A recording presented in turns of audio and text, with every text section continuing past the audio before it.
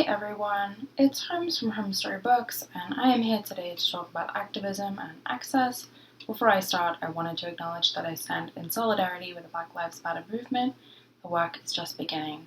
Keep writing letters, keep protesting, keep calling your representatives, keep donating, keep demanding justice for George Floyd, justice for Breonna Taylor, for Tony McDade, for Regis Kokinski-Paquette, for Ahmaud Arbery, for Dominique Remy Falls, and for Ria Milton. I stand in solidarity with those communities, with the victims, and their families and allies. I'll have some resources listed below.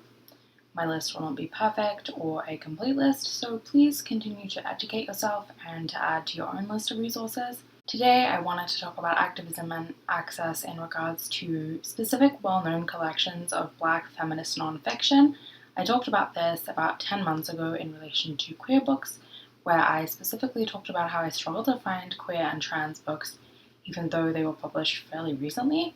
These books were often expensive, only available through very long interlibrary loans, or just plain not affordable for me. I also acknowledge that different people have different ideas of what expensive is and what affordable means too. While exploring many an array of anti-racist reading lists, I think the fact that Black authors dominating bestseller lists now after one man's tragic, graphic death after being drastically underpaid by their publishers could be a whole other discussion.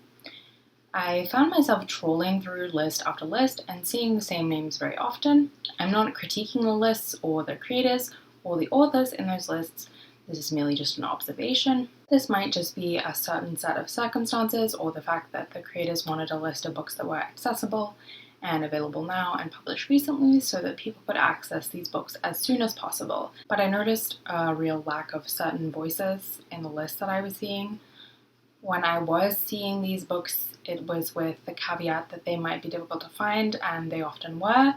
These books can also be really expensive, and in some cases they just aren't available.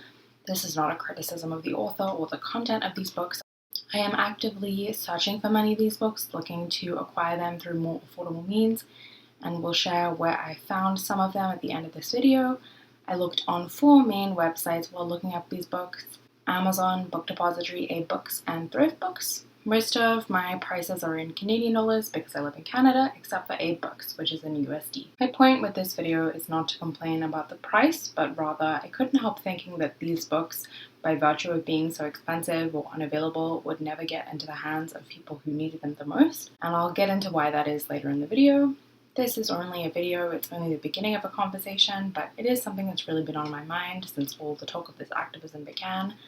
So let's finally get into the books. I wasn't seeing a lot of Kimberle Crenshaw, the lawyer, civil rights advocate, and leading scholar on critical race theory. Her book on critical race theory introduced the theoretical construct of intersectionality, which identifies how certain factors such as a person's gender, race, sexuality, ability, or disability can all compound under systemic oppression like white supremacy. She has a new book coming out in 2021 called Blackness at the Intersection, and I'll be keeping my eye out for that release date. Her book, Critical Race Theory, is available on Amazon for $64.76 or $71.95. On ebooks, her book was a little more reasonably priced at $30.37 and $5 shipping. On Book Depository, it was about $50. I wasn't seeing a lot of Bell Hooks, who is an author, professor, a feminist, and a social activist. Her work focuses on class, gender, feminism, classism, and media critique. Some of her more notable works are Feminism is for Everybody, Passionate Politics, one of my favorite books on feminism, Ain't I a Woman? Black Women in Feminism, Feminist Theory from Margin to Center, and We Real Cool, Black Men and Masculinity. She also founded a Bell Hooks Institute at Berea College in Berea, Kentucky in 2014.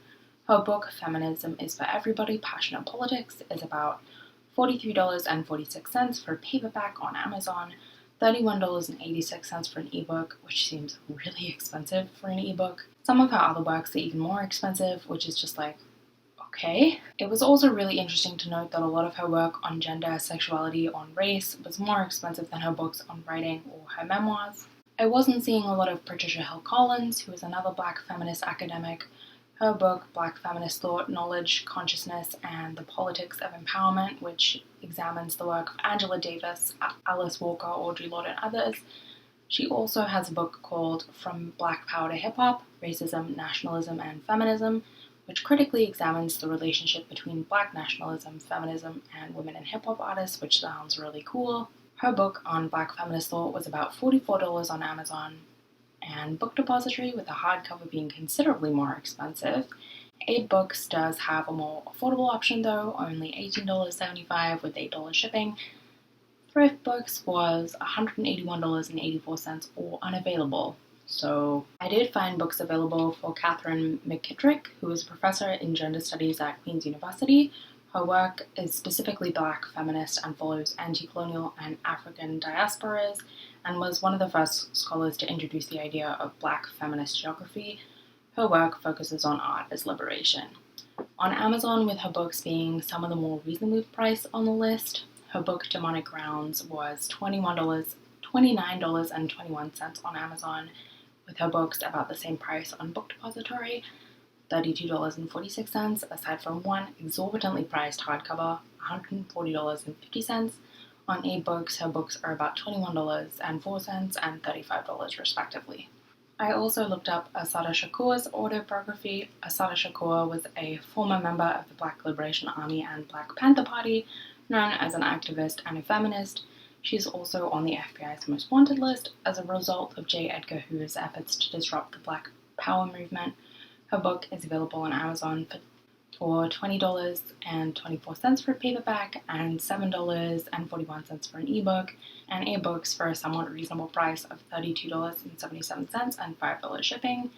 Ebooks also has only one English edition, but then her autobiography is not available at all on Book Depository or on Thrift Books. Two authors I saw come up on this list a lot were Angela Davis and Audre Lorde. Angela Davis is a political activist, philosopher, professor, and author whose work focuses on prison abolition, class, feminism, and race. A lot of her books are sold out right now, but again, I think that's just because everyone is getting on the activism train, which I don't mind as long as people, myself included, read the books. Her books are usually $20 or $30 or so. I was also seeing Audre Lorde and her works Sister Outsider and Zamy, A New Spelling of My Name, as well as other essay collections. Audre Lorde is a self-described Black lesbian mother, warrior, and poet whose work explores Black feminist lesbian identity, racism, sexism, classism, homophobia, heterosexism, and more. Her books range anywhere from $5 for her smallest collection, with her other books costing about $15 across all retailers I investigated. I also wanted to acknowledge that some of these books are treated as textbooks, and so textbooks can be more expensive. I guess you could also then look in university bookshops, which are notoriously expensive, and specific textbook reselling websites. But I keep thinking about how African American studies and Black diaspora studies are electives, while white history is the backbone of every curriculum in most Commonwealth countries and in the United States, or the fact that if you don't go to college for whatever reason, you don't get to learn about these histories from these wonderful professors with these books. Many of these authors of these books also have multitudes of articles written on their respective subjects, but many of those are behind academic paywalls too. While me critiquing and complaining about the access of these specific, sometimes 20-euro textbooks is a real niche, it is vital that we consider economic disparities, educational disparities, and other gaps before we start asking Black and people of color to do our emotional and educational labor for us. In the end, if these books are so expensive or just completely unavailable, are they really going to end up in the hands of young Black feminists? What about rural communities, people who are experiencing poverty, queer people, trans people who struggle with financial stability? Who can afford these books? Who has that kind of disposable income, especially in a pandemic where many libraries are closed? How do young racialized organizers access these books? My library does not even have many of these books. I will have to request them for purchase and see what they say, but many of them, even in their third and fourth editions, are over 10 years old, and it's unlikely they'll get purchased. I have a friend who is a grassroots organizer in my city who regularly goes to the Bay Area of the United States just to find specific radical bookshops with a particular section of activist nonfiction. Per says it's not just the individual books that he finds inspiring, but seeing them all together, seeing how independently owned bookshops curate not only books, but ideas. to create kinship, understanding, and celebrate different radical movements together on the shelves. Ideally, he shouldn't have to go overseas to find a selection of books that Per feels necessary to his work. Books are luxury items, in my opinion, but with activists like Adrienne Maree Brown's Pleasure Activism and Emergent Strategy, Vicky Kendall's Hood Feminism, Desmond Cole's The Skin We're In, A Year of Black Resistance and Power, Policing Black Lives by Robin Maynard, and so many more books, so many more voices. With all these books fairly affordable and in my local library, I can only hope that these books are found in the hands of people that need them the most and their allies. Hey, it's me, 2 days later. I didn't want to leave this video in a place where it was kind of unresolved, so I did a whole bunch of research and found lots of links to lots of PDFs for a lot of these books so you can access them yourself. I did find a link to many resources via Amy Soul's Instagram. It will be linked in the description below from SUNY Journal. I found her page through Interested in Black Books' Instagram. I found a Black History Month Google Drive with pretty much every book mentioned in this list available there as a PDF, as well as a ton of others. I remembered the Black Lives Canada syllabus that's been in my bookmarks for a long time that has a ton of books, documentaries, films, photographers, choreographers, visual artists, and musicians you can follow. There's a resource for chronically ill and disabled people because I know that not every protest or movement actively includes disabled people. There's an anti-racism resource list that I found through Booked with Jamila, so thank you, Jamila. There's some implicit bias tests that I found through Harvard that are pretty interesting. They measure how you associate things like gender, skin tone, disability, or ability with certain words, images, and your response time. There's also a bunch of questions about yourself that you don't have to answer. What's interesting is that the researchers say that diversity training often doesn't change or challenge bias. The only way to challenge bias is to introduce blind auditions and deny bias the chance to operate. Obviously, not all these resources will interest you or be valuable to you. Please use your discretion, your critical thinking skills, and decide what works for you personally. I also included a few books on police abolition and mass incarceration provided free by certain publishers during this time. Verso Books are providing free copies of certain ebooks, asking that people instead donate the cost of the ebook to a worthy cause. Haymarket Books also has a book available on police abolition, so I'll link that below if it's still available. As a library assistant, I feel very passionately about people being able to access books freely and easily, and so I wanted to share this video and these resources with you. So while many of the physical books might still be more expensive or might be more difficult to access, I managed with a little work to find many ebook editions of these books.